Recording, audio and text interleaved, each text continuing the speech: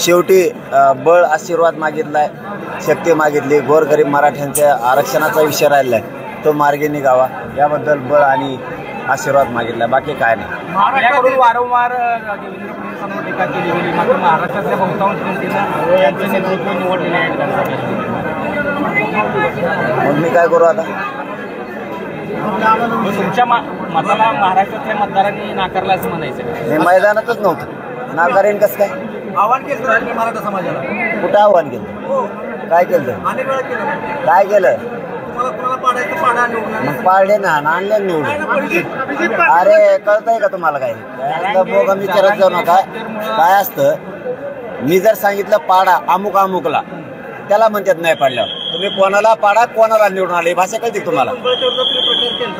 अरे काय बोलता राव, कुठून आल्यासारखं?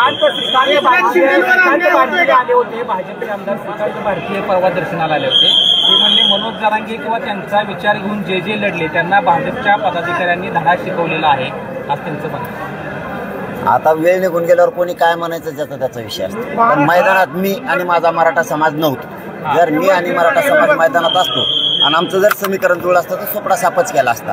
मी लोकसभेला पण तेच सांगितलं, तुम्हाला ज्याला पाडा त्याला पाडा, ज्याला निवडून आणा त्याला आणा। विधानसभेला पण तेच सांगितलं।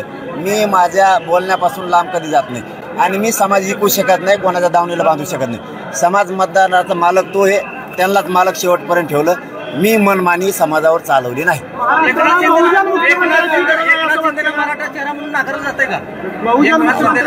असले प्रश्न असं उत्तर मी नाही देणार ना, ते त्यांचा प्रश्न आहे, त्यांचा राजकारणाचा प्रश्न आहे। मी कसं बोलणार? मी आरक्षण घेणार पण ओबीसीतूनच घेणार, कोणी पण बसू दे।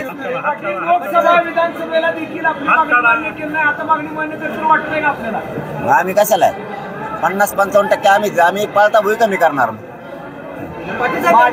माड्यातून अभिजित काटे म्हणले की मी जरांगे पॅटर्न म्हणून मी निवडून आलो, असे राज्यातून किती जण म्हणतात की म्हणजे तुमच्यामुळे निवडून आला असं म्हणतात?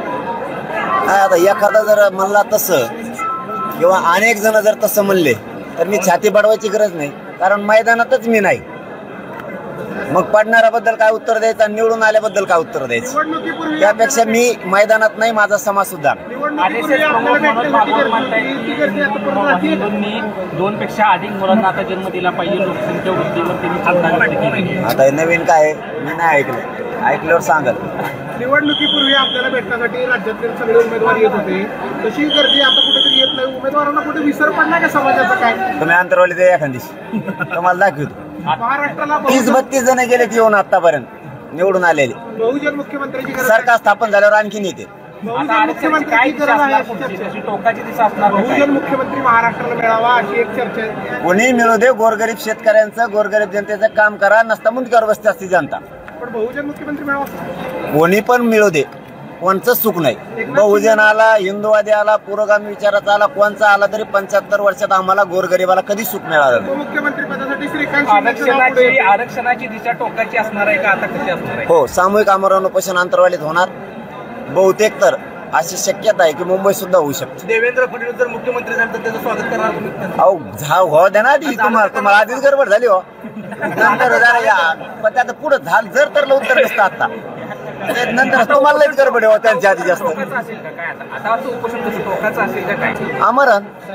आमरण आणि सामूहिक अंतर्वालीत असणार 100%। मुंबई जाम करण्याचं काय नियोजन आहे का विधानसभेच्या अधिवेशनाच्या तोंडावरती?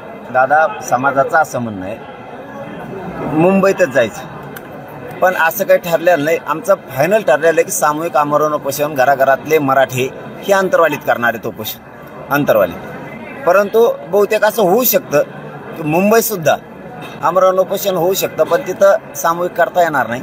पण आता मराठीचे लय इच्छा आहे, पण यांचं सरकार स्थापन झाल्याच्या नंतर ठरवू समाजाची बैठक बोलून मुंबईत करायचं का अंतर्वालीत करायचं, मुंबईत सुद्धा होऊ शकतं। चलो, धन्यवाद। ईव्हीएम बाबतचा उठाव वाढत होतोय सध्या, सगळ्यात जास्त वाटतं की ईव्हीएम उठाव वाढतो, काय भूमिका नाही, ज्याच्यातले माहित नाही त्याच्यावर बोलू नये असं माझं वैयक्तिक मत असतं। त्यातलं आपल्याला काही जास्त माहीतच नाही आणि मग ते काय होतं आणि काय नाही होत।